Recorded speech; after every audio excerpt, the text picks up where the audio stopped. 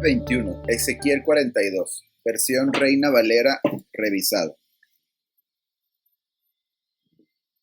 Me trajo luego al atrio exterior hacia el norte, y me llevó a la cámara que estaba delante del espacio abierto que quedaba enfrente del edificio hacia el norte.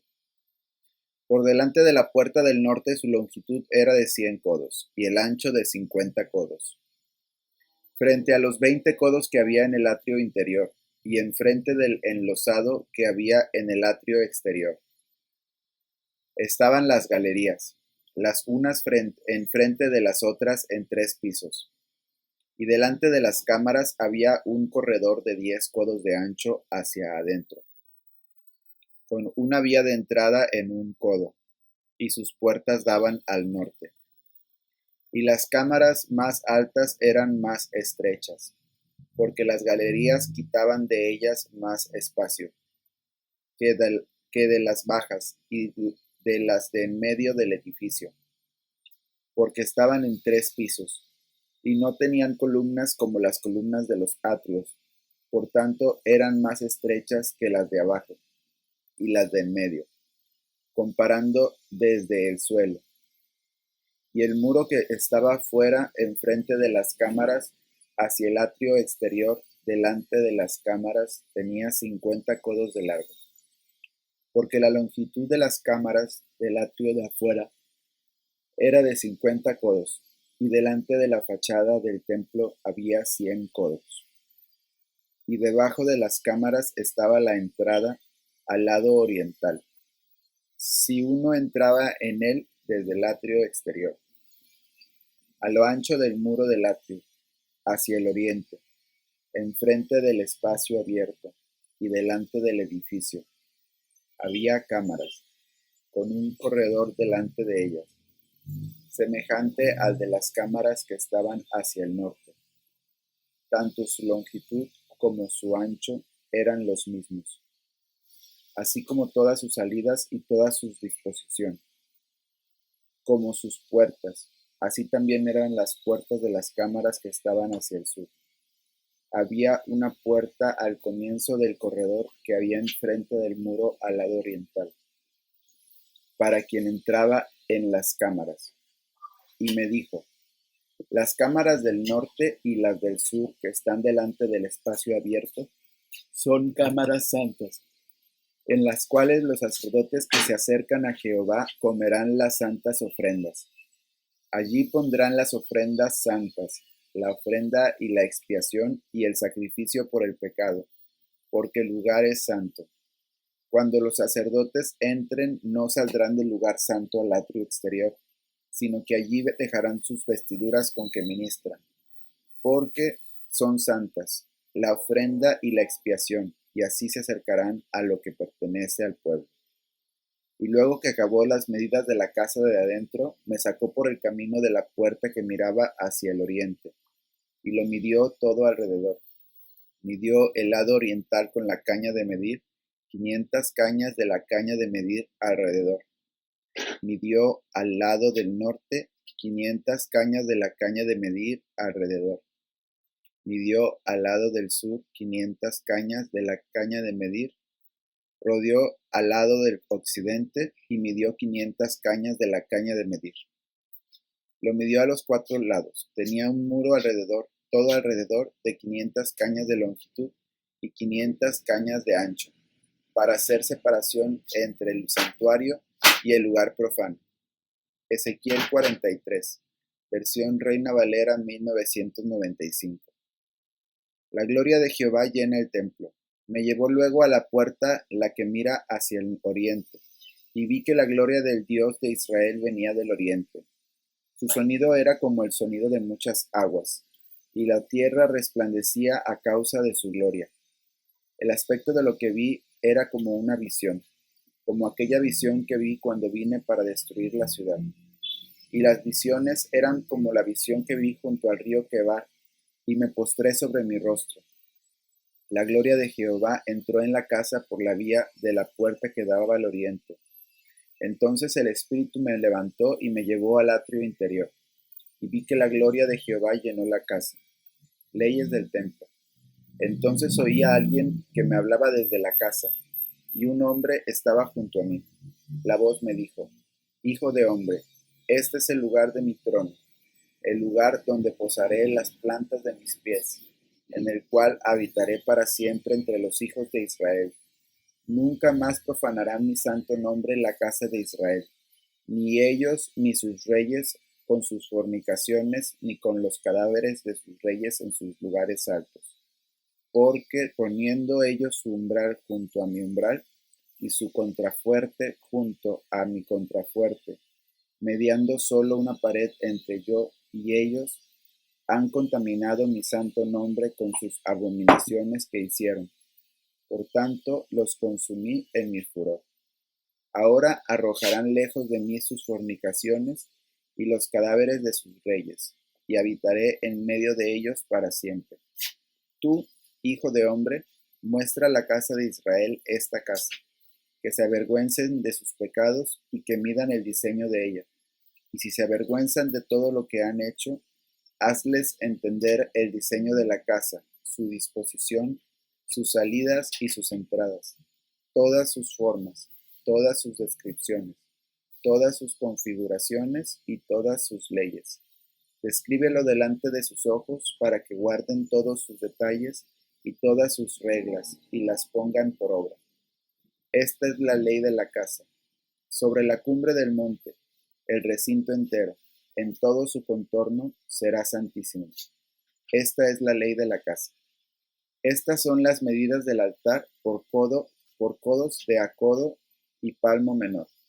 La base de un codo de alto y un codo de ancho, y la moldura de su borde alrededor de un palmo. Este será el zócalo del altar. Desde la base a partir del suelo hasta el zócalo inferior, 2 codos, y la anchura de un codo, y desde la cornisa menor hasta la cornisa mayor, 4 codos, y el ancho de un codo. El altar era de 4 codos, y encima del altar había 4 cuernos. El altar era un cuadrado, de 12 codos de largo y 12 de ancho. Tenía iguales sus 4 lados. El zócalo era de 14 codos de longitud y 14 de anchura en sus 4 lados, y de medio codo el borde alrededor. La base era de un codo por cada lado, y sus gradas miraban hacia oriente. Luego me dijo: Hijo de hombre, así ha dicho Jehová el Señor.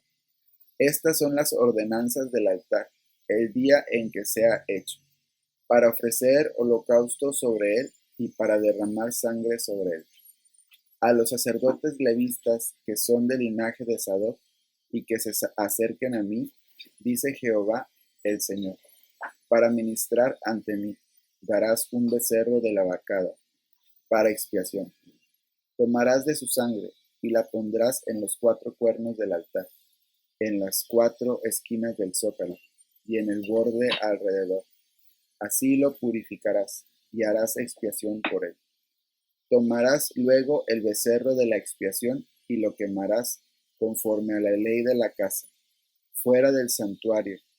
El segundo día ofrecerás un macho cabrío sin defecto para expiación, y purificarán el altar como lo purificaron con el becerro.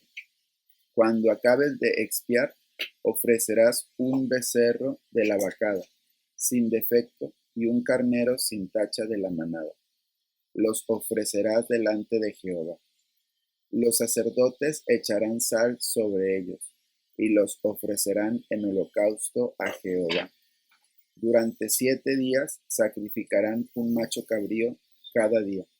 En expiación, asimismo sacrificarán el becerro de la vacada y un carnero sin tacha del rebaño. Durante 7 días harán expiación por el altar, y lo purificarán y así lo consagrarán. Acabados estos días, del 8º día en adelante, los sacerdotes sacrificarán sobre el altar vuestros holocaustos y vuestras ofrendas de paz. Así me seréis aceptos, dice Jehová el Señor. Santiago 5, versión nueva traducción viviente. Advertencia para los ricos.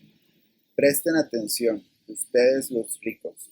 Lloren y giman con angustia por todas las calamidades que les esperan. Su riqueza se está pudriendo, y su ropa fina son trapos carcomidos por polillas. Su oro y plata se han corroído. Las mismas riquezas con las que contaban les consumirán la carne como lo hace el fuego. El tesoro corroído que han amontonado testificará contra ustedes el día del juicio.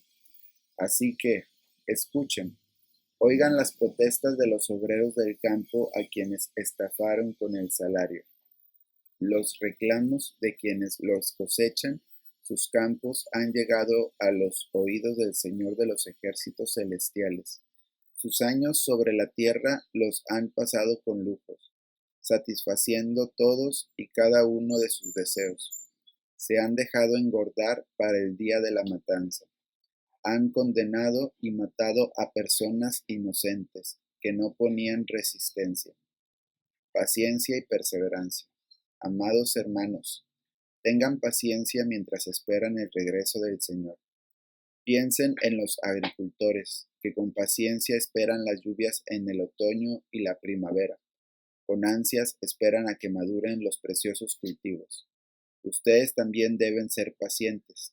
Anímense, porque la venida del Señor está cerca. Hermanos, no se quejen unos de otros y serán juzgados. Pues miren, el juez ya está a la puerta. Amados hermanos, tomen como ejemplo de paciencia durante el sufrimiento a los profetas que hablaron en nombre del Señor. Honramos en gran manera a quienes resisten con firmeza en tiempo de dolor. Por ejemplo, han oído hablar de Job, un hombre de gran perseverancia. Pueden ver cómo al final el Señor fue bueno con él, porque el Señor está lleno de ternura y misericordia. Pero sobre todo, hermanos míos, nunca juren por el cielo ni por la tierra, ni por ninguna otra cosa. Simplemente digan sí o no, para que no pequen y sean condenados. El poder de la oración. ¿Alguno de ustedes está pasando por dificultades? Que ore. ¿Alguno está feliz? Que cante alabanzas. ¿Alguno está enfermo? Que llame a los ancianos de la iglesia para que vengan y oren por él y lo unjan con aceite en el nombre del Señor. Una oración ofrecida con fe sanará al enfermo, y el Señor hará que se recupere, y si ha cometido pecados, será perdonado. Confiésense los pecados unos a otros, y oren los unos por los otros, para que sean sanados. La oración ferviente de una persona justa tiene mucho poder y da resultados maravillosos.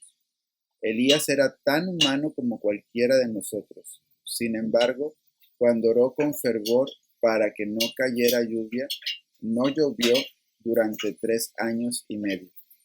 Más tarde, cuando volvió a orar, el cielo envió lluvia, y la tierra comenzó a dar cosechas. Restaurar a los creyentes que se apartan. Mis amados hermanos, si alguno de ustedes se aparta de la verdad y otro lo hace volver, pueden estar seguros de que quien haga volver al pecador de su mal camino, salvará a esa persona de la muerte y traerá como resultado el perdón de muchos pecados. Salmo 119, versión Reina Valera contemporánea. Excelencias de la ley de Dios. Aleph. Dichosos los que conducen perfecta, los de conducta perfecta, los que siguen las enseñanzas del Señor. Dichosos los que cumplen sus testimonios y lo buscan de todo corazón. Ellos no cometen ninguna maldad, porque van por los caminos del Señor. Tú, Señor, has ordenado que se cumplan bien tus mandamientos. Cómo quisiera ordenar mis caminos para cumplir con tus estatutos. Así no sentiría yo vergüenza de atender a todos tus mandamientos. Te alabaré con un corazón sincero cuando haya aprendido tus justas sentencias. Quiero obedecer tus estatutos, no me abandones del todo. Ved, ¿cómo puede el joven limpiar su camino? Obedeciendo tu palabra. Yo te he buscado de todo corazón, no dejes que me aparte de tus mandamientos. En mi corazón he atesorado tus palabras, para no pecar contra ti. Bendito seas, Señor. Permíteme aprender tus estatutos. Con mis labios siempre proclamo todas las sentencias que has dictado. Me alegra seguir el camino de tus testimonios, más que poseer muchas riquezas. Siempre medito en tus mandamientos y fijo mi atención en tus sendas. Mi alegría es el cumplir tus estatutos, nunca me olvido de tus palabras. Proverbios 28, versión Reina Valera contemporánea. Es mejor ser pobre y portarse con integridad que ser rico y andar por el mal camino. El hijo prudente observa la ley. El que anda con glotones avergüenza a su padre.